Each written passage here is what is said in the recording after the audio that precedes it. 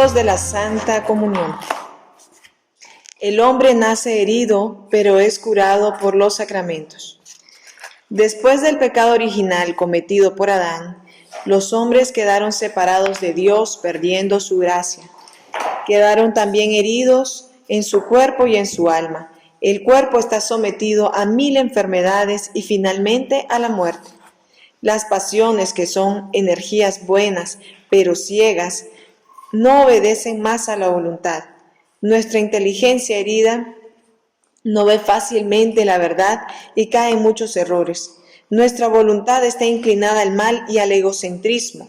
Está debilitada delante de las dificultades y tentaciones y cede fácilmente. Muchas veces las pasiones nos gobiernan, impulsándonos a cumplir todos sus caprichos, sin tener en cuenta la ley de Dios ni la justicia para con el prójimo, ni nuestro verdadero bien. Nuestro Señor Jesucristo, por su pasión y muerte, nos mereció la gracia y nos la comunica mediante los sacramentos. Sin embargo, aunque el bautismo nos purifique del pecado original, no suprime las heridas heredadas de ese mismo pecado. Dios quiere que cooperemos con la ayuda que nos brinda, poniendo a nuestra disposición unos antídotos espirituales que nos fortalecen, curando nuestras heridas y dándonos fuerzas para hacer el bien y evitar el mal. Estos antídotos o medicinas divinas los conseguimos mediante los sacramentos. Por esa razón es necesario confesarse y comulgar regularmente para vencer las tentaciones y pecados y así tener la paz en su alma y familia. El sacramento que debemos recibir a menudo es la Santa Eucaristía mediante la comunión. ¿Por qué? Porque su eficacia santificadora es enorme, ya que no solamente confiere la gracia en cantidad muy superior a la de cualquier sacramento, sino que nos da y une íntimamente a la persona adorable de Cristo, manantial y fuente de la misma gracia. He aquí algunos de los frutos de la Santa Comunión sobre el alma y el cuerpo del que comulga sin estar en pecado mortal. Frutos de la comunión en el alma. Según el Reverendo Padre Antonio Rollo Marín, los principales efectos que la Sagrada Comunión bien recibida son los siguientes. La Eucaristía nos une íntimamente con Cristo y en cierto sentido nos transforma en Él. Es el primer efecto y más inmediato, puesto que en Él recibimos real y verdaderamente el cuerpo, sangre, alma y divinidad del mismo Cristo. Yo soy el pan de vida, yo soy el pan que bajó del cielo. Si uno come de este pan, vivirá para siempre, y el pan que yo daré es la carne mía para la vida del mundo. En verdad os digo, si no coméis la carne del Hijo del Hombre y no bebéis la sangre del mismo, no tenéis vida en vosotros. El que come mi carne y bebe mi sangre tiene vida eterna y yo le resucitaré el último día. Porque la carne mía es verdaderamente comida y la sangre mía es verdaderamente bebida. El que come mi carne y bebe mi sangre, en mí permanece y yo en él. El que come de este pan vivirá eternamente. Los alimentos corporales que comemos los transformamos en carne propia. Por el contrario, al comulgar es Cristo quien nos transforma en Él, haciéndonos cada vez más semejantes a Él. El que comulga bien puede decir con San Pablo, Cristo vive en mí. Esto es una maravillosa realidad. Podemos poner un ejemplo, aunque muy imperfecto. Al arrojar una esponja al agua, podemos decir que la esponja está en el agua y el agua está en la esponja. La Santa Comunión nos une a Cristo de una manera muy estrecha e íntima por medio de una gran caridad y vehemente amor. Después de ser recibido por nosotros, Jesucristo nos mira como cosa suya propia y nos cuida con especialísimo amor, como cosa a Él perteneciente, y nos rodea de singular providencia para que seamos y permanezcamos dignos de Él. No solo tiene cuidado de nuestra alma, sino aún de nuestro propio cuerpo y de toda nuestra persona, en orden a nuestra santificación y perfección. La Eucaristía nos une con la Santísima Trinidad. Es una consecuencia necesaria del hecho de que en la Eucaristía de real y verdaderamente Cristo entero, con su cuerpo, alma y divinidad. Porque las tres personas divinas, el Padre, el Hijo y el Espíritu Santo, son absolutamente inseparables. Donde está una de ellas, tienen que estar forzosamente las otras dos. Y aunque es verdad que el alma en gracia es siempre templo vivo de la Trinidad, la Sagrada Comunión perfecciona ese misterio de la inhabitación trinitaria.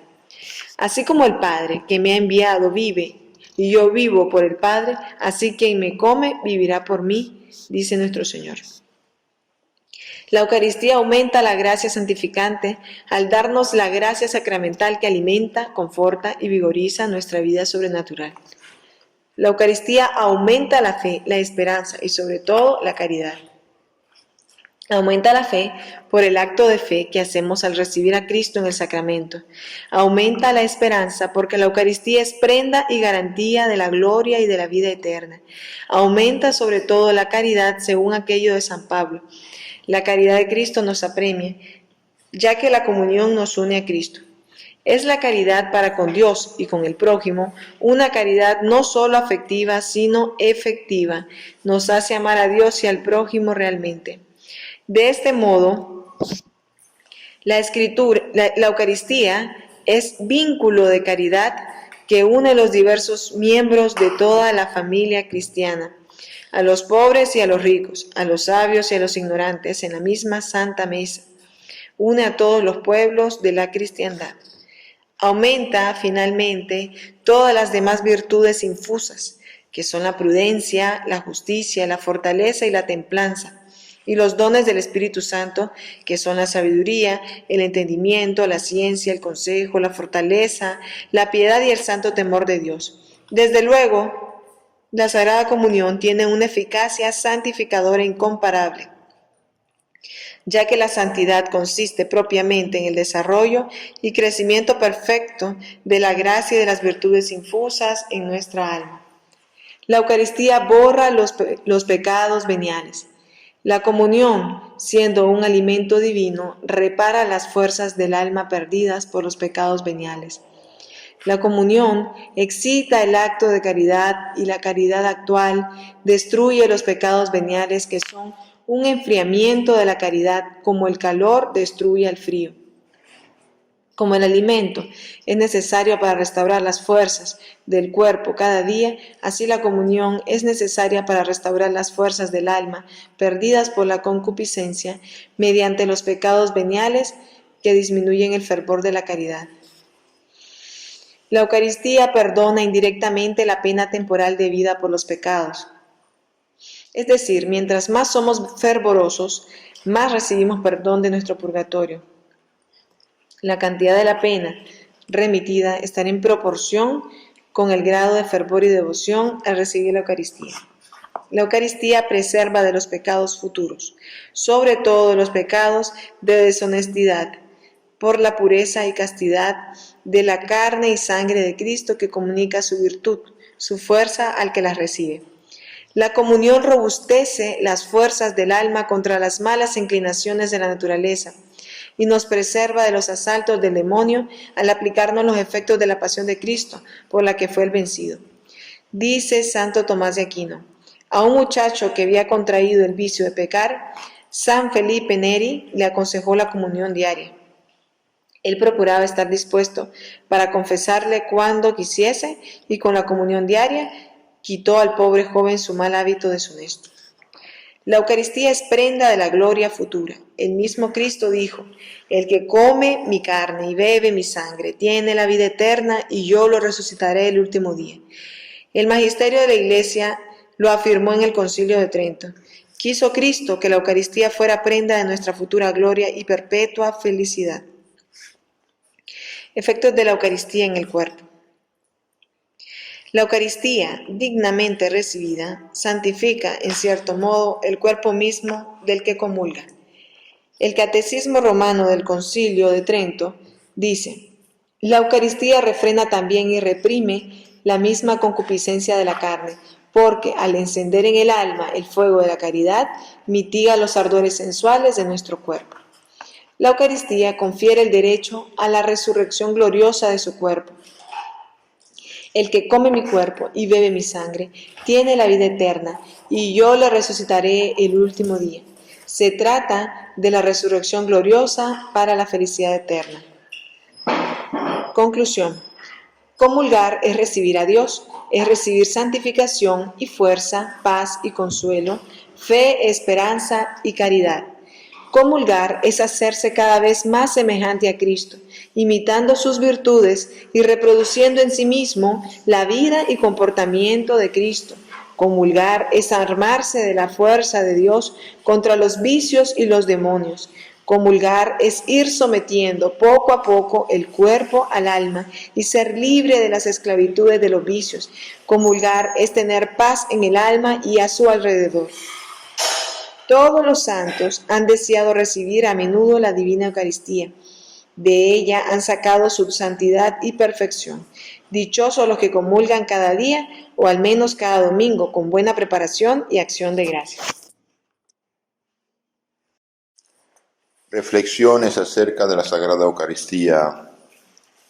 No solo es necesario que te prepares muy bien para comulgar devotamente, sino que es necesario conservar cuidadosamente la devoción después de haber comulgado, pues no es menor la devoción que se necesita para después de comulgar que la exige antes de pasar a recibir al Señor. La fervorosa acción de gracias después de comulgar es una gran garantía y muy buena disposición para recibir luego más favores y gracias del cielo. Muy interesante.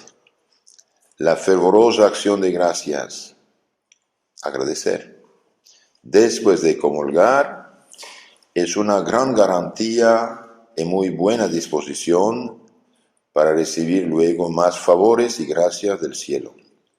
Y al contrario, es una verdadera falta de buena disposición y de fervor el dedicarse enseguida, inmediatamente después de comulgar, a darle satisfacciones a los sentidos, disiparse, salir, hablar.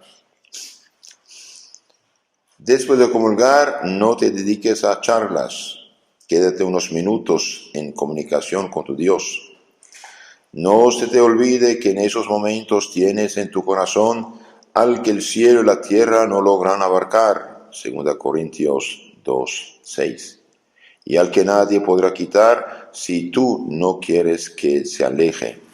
Es tu Dios a quien debes consagrarte sin guardarte nada para ti, para que logres vivir ya no para ti, sino para tu Creador, y quedarte así libre de todo cuidado y preocupación, porque todo lo has colocado en sus manos. ¿Qué puedas decir con el apóstol San Pablo? Vivo, pero ya no soy yo quien vive, sino que Cristo vive en mí. Gálatas 6:20, imitación de Cristo 4:12. Si ese Santísimo Sacramento se celebrará solamente en un sitio del mundo y por un solo sacerdote, ¿cómo serían de grandes los deseos de la gente de ir hasta aquel sitio y a este privilegiado sacerdote para ver celebrar tan sublime misterio? Pero en la Eucaristía se ofrece Jesús en tantos sitios distintos y por medio de tantos sacerdotes para que se manifestase más y más el amor que Dios tiene a los seres humanos. Y cuanto más difundida sea la Eucaristía, más gracias y favores recibamos. Imitación de Cristo 4:1. Cada vez que participamos en ese sacramento de la Eucaristía, cada vez que recibimos el cuerpo de Cristo, participamos del misterio de su redención, de su cruz, de todos los méritos que Cristo ganó por nosotros. Por eso debes siempre disponerte a comulgar, purificando más y más tu espíritu y meditando con profunda atención todo lo que significa este sublime misterio de nuestra salvación. Imitación de Cristo 4:2.